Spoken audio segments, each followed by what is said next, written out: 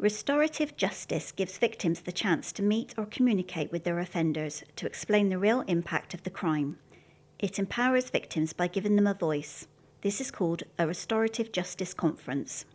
It also holds offenders to account for what they have done and helps them to take responsibility to make amends.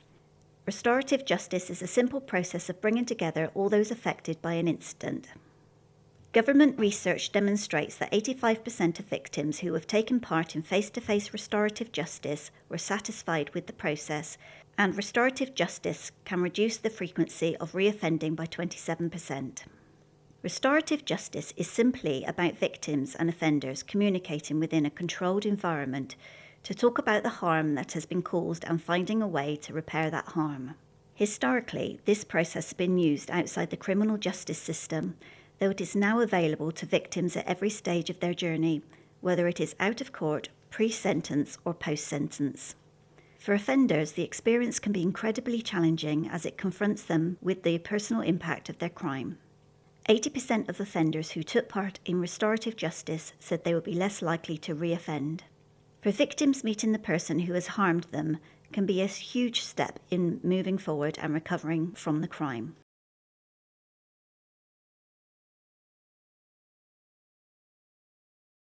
Most people need to be able to sit in what we call a restorative justice conference. It's a meeting and it's well prepared. So I would have come to you and said, would you like to meet with the burglar? And this is what we'll do. It would be safe for you to, it's okay to be angry with this person, but you can tell that person how angry you are. Just imagine most people who have been victims of crime never ever get the opportunity to sit down and engage in positive dialogue with the person who's harmed them.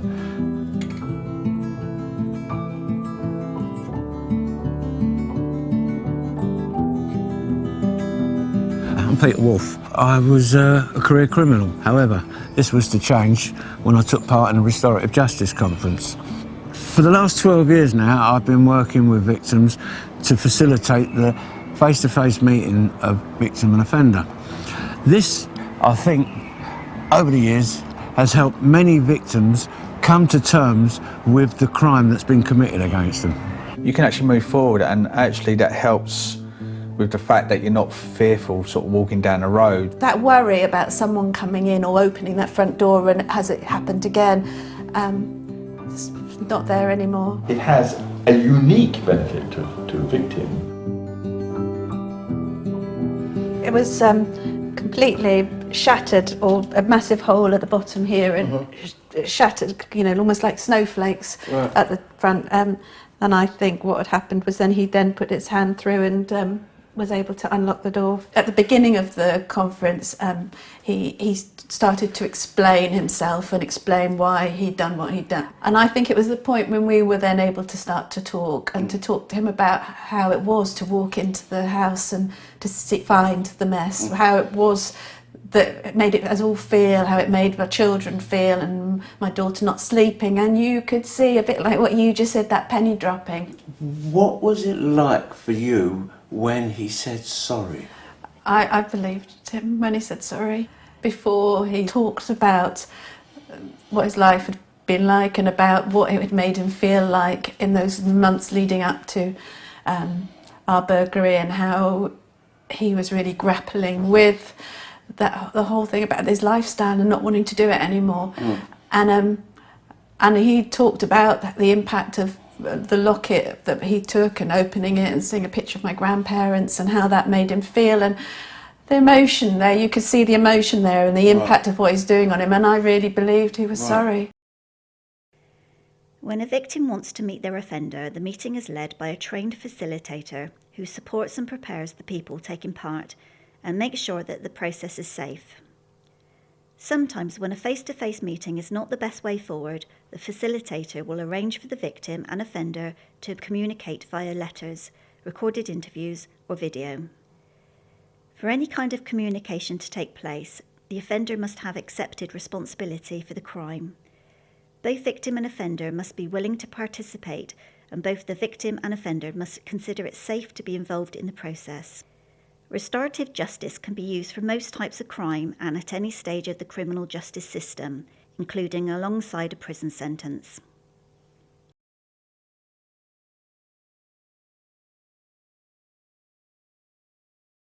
I went outside, had a look at my van. It's just like a brand new van, 2 months old, you know, just started paying for it.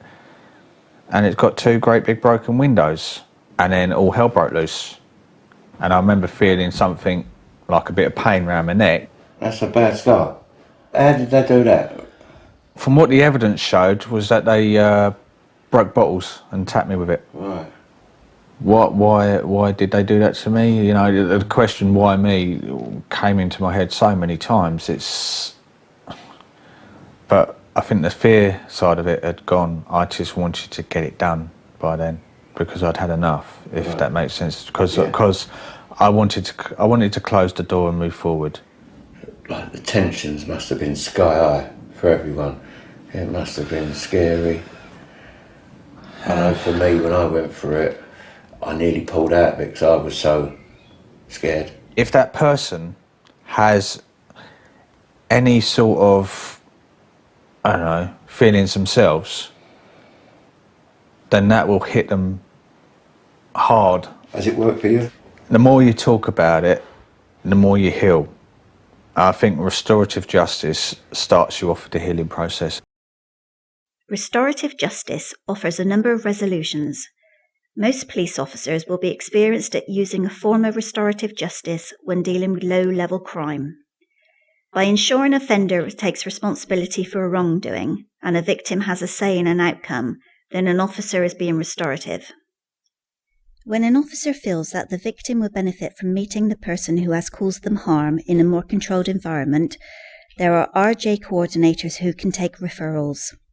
Officers may wish to refer cases to an RJ coordinator when the case is more complex and enters the criminal justice system. A trained facilitator will then visit the victim and the offender and prepare them for a face-to-face meeting, at all times risk assessing and making sure the process is safe. Restorative justice is not a disposal.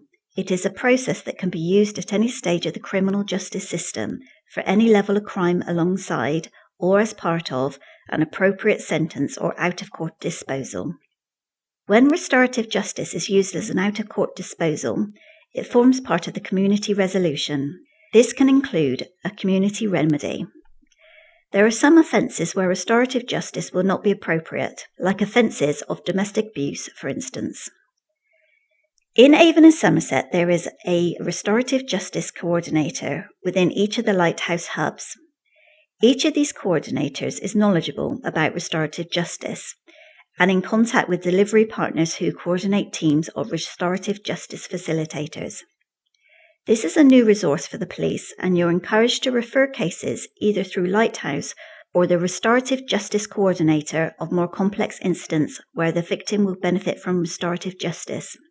Trained facilitators will then be able to organise a restorative conference following preparation with both the harmed and harmer.